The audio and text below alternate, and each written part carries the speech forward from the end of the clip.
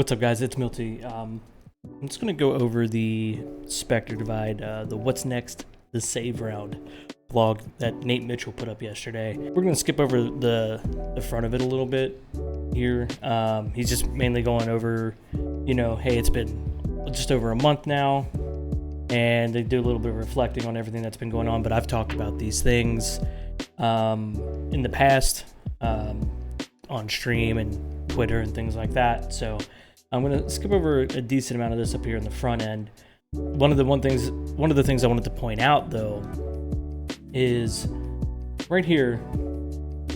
He says, with that said, I can assure you that Spectre isn't going anywhere. The servers aren't shutting down and the updates aren't going to stop. And he talks about if player counts go down, how they're going to combine queues, things like that. I think that's pretty cut and dry. I know from the outside looking in, if you want to be a little bit pessimistic, you could say that he's got to say that, he can't say, hey, this game's dying, things like that. But he does go on later to say things like there's no, like the funding's good, things like that. So they say they're in a good spot, so we got to take their word on that. And then they go into some highlights, and again, we've talked about these updates in the past on Twitter and on Twitch and things like that during streams. But yeah, so this is where I want to start here, a little bit of the feedback. I just mainly want to focus on in this feedback section here, where it says what's most impactful for this community and the health of the game. Right now, we're in the save round, as Nate likes to say. We need some time to go heads down, improve the game, and tackle some of your bigger asks. But Season 1 will be that full buy. Now, I've kind of talked about this on stream too. Like, everyone's like, what do you think is going on there? And I've mentioned, I'm pretty sure, like, Season 1's like hanging over their head and that their head's down. I've mentioned that multiple times on stream. I've mentioned it in conversations I've had on Twitter, things like that. And that just makes sense. Like, they're a small team. They're running a live service game, with 70 people, something like that, 70, 80 people. And when you have a live service game, you're usually sitting around like 300 developer mark. So for them to, be heads down, working on it, that's good news, and that's what we want to see. And they go on to talk about some pings and things like that, server regions. And it looks like they're going to be adding the ability to choose what servers you connect to. So maybe that'll help with some of the European fan base that can't really find games. They can connect to us, but they'll have higher ping kind of thing. I would assume within a range, obviously.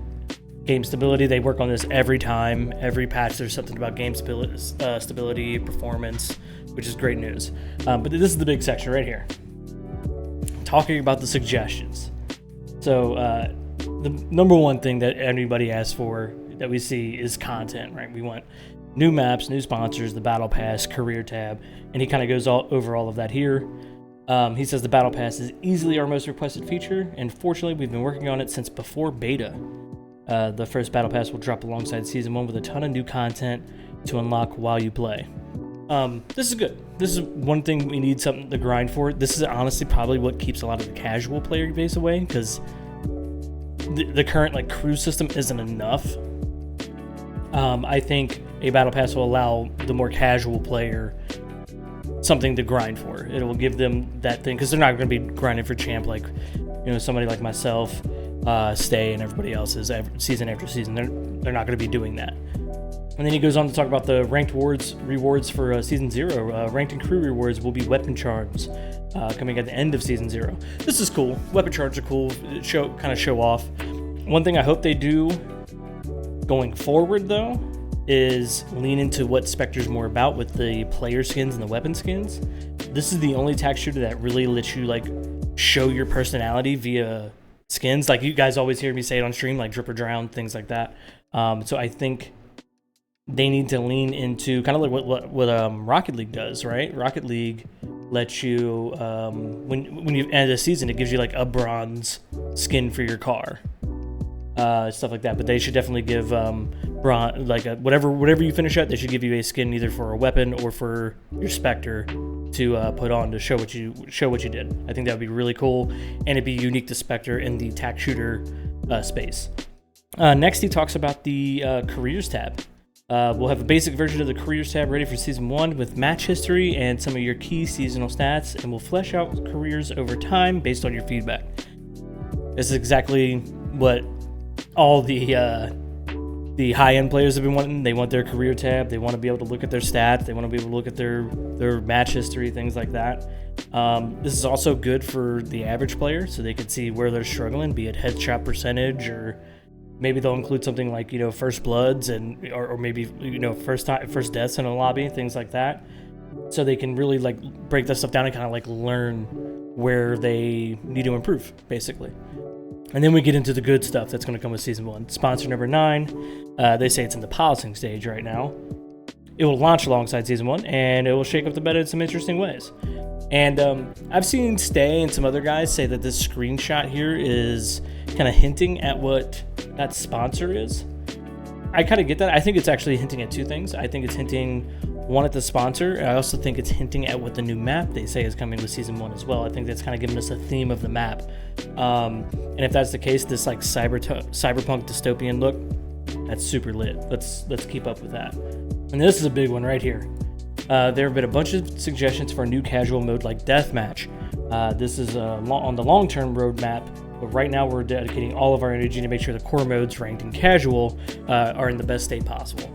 I agree with the statement, but I want you guys to look at what Overwatch does, Mountaintop, I'm talking to you, with Deathmatch.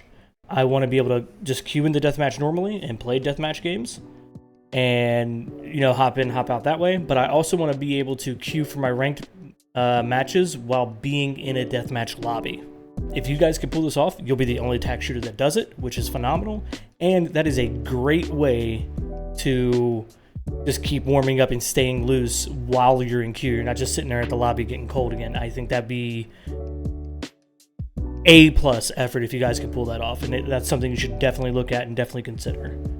Obviously, they don't want to fragment the queues, and that's why they haven't made that yet, and why it's down the road. But I suggest, even if you're going to make it, if you're going to add Deathmatch as its own queue, let people queue in the Deathmatch, and then be like, hey, do you also want to queue for your ranked game? And that way they're in a Deathmatch lobby and just, doing their thing. And they can still warm up and they can queue for ranked, and if they're in a 3-4 minute queue for ranked, by the time that queue pops, they're still warm, or they're nice and warm now because they haven't played, and or because they're like me now and Stay and everybody else. We just kind of say fuck it and queue into just queue right in the ranked. So hopefully, if you guys can, please pull that off. I think that would really set you guys apart and be a big boon to the community for sure.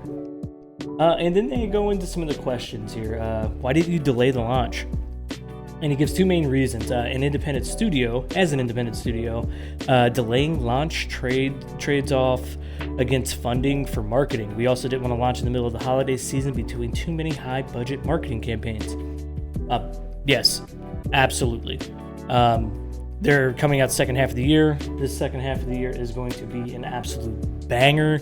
There's so many games that are going to pull attention from everybody, with things like Delta Force, the next Call of Duty, Fragpunk's having another beta soon, and then there's other games in between. There's Metaphor ReFantagio is a few days out as of recording this, and a bunch of other games Dragon Age is on the way. There's all these games are going to pull people away because we all have multiple interests, right? Some of us are just shooter heads, and that's fine, but a lot of people have multiple interests in the gaming sphere, so they're smart to do that. And then they said they go on to say, hey, we weren't ready on the tech stack side of the after the beta launch. There was some gaps we didn't expect, things like that.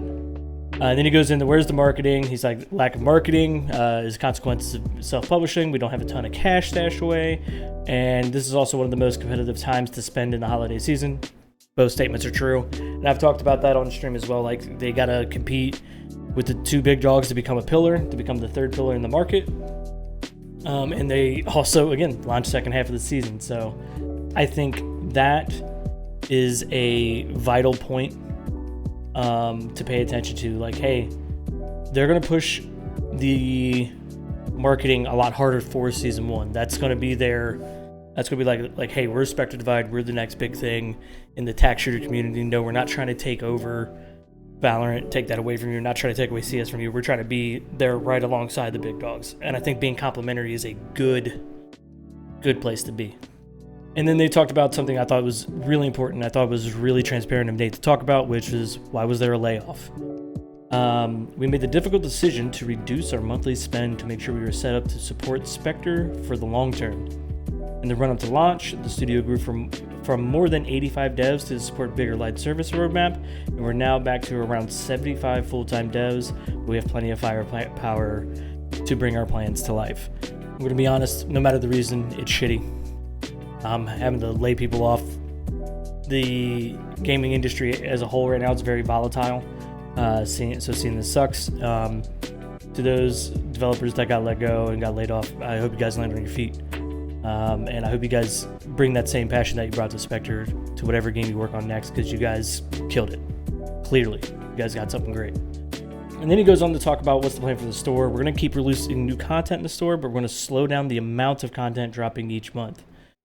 We believe having fresh content available is a good thing for everyone that plays the game every day, and we appreciate any purchases you make to support Mountaintop and Spectre Divide. And one of the big things he says here, all of the store content so far has been made pre-launch, so it's not affecting any future updates or anything like that, which is cool too.